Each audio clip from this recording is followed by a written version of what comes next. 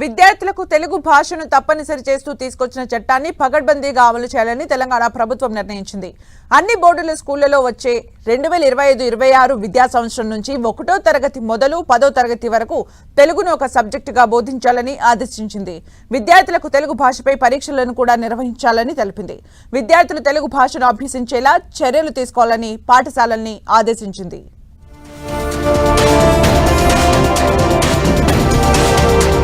తెలంగాణలో అన్ని బోర్డుల పరిధిలోని స్కూళ్లలో 9, 10వ తరగతుల్లోనూ తెలుగు సబ్జెక్టును తప్పనిసరి చేయాలని రాష్ట్ర సర్కార్ నిర్ణయించింది. దీంతో ఇకపై సిబిఎస్ఈతో పాటు ఐసిఎస్ఈ, ఐబీ, ఇతర అన్ని బోర్డుల్లోనూ ఆయా తరగతుల్లో తెలుగు సబ్జెక్టును విద్యార్థులు తప్పనిసరిగా చదవాల్సిందే.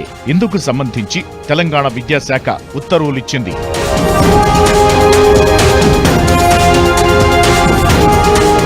తెలంగాణలో 1 నుంచి 10వ తరగతి వరకు తెలుగును తప్పనిసరిగా అమలు చేయాలని రాష్ట్ర సర్కార్ 2018 మార్చి 30నే చట్టం చేసింది. 2018 జూన్లో జీవో 15 జారీ చేసింది. పలు బోర్డుల పరిధిలోని స్కూళ్లలో 1 నుంచి 8వ తరగతి వరకే తెలుగును ఓ సబ్జెక్టుగా అమలు చేస్తున్నారు. త్రిభాష సూత్రం ప్రకారం ఇంగ్లీష్, హిందీ, తెలుగును అమలు చేస్తున్నారు.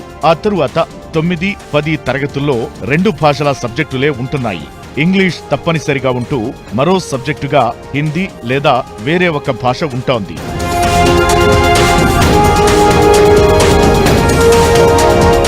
ఇకపై ద్వితీయ భాషగా మన మాతృభాష తెలుగును తప్పనిసరి చేస్తున్నారు.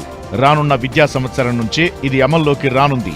మాతృభాషగా తెలుగు లేని పిల్లల కోసం గతంలోనే వెన్నెల పేరుతో సులభమైన తెలుగు వాచకాన్ని రూపొందించారు. రేవంత్ రెడ్డి సర్కార్ తాజాగా తీసుకున్న నిర్ణయంపై తెలుగు భాషా ప్రియులు హర్షం వ్యక్తం చేస్తున్నారు.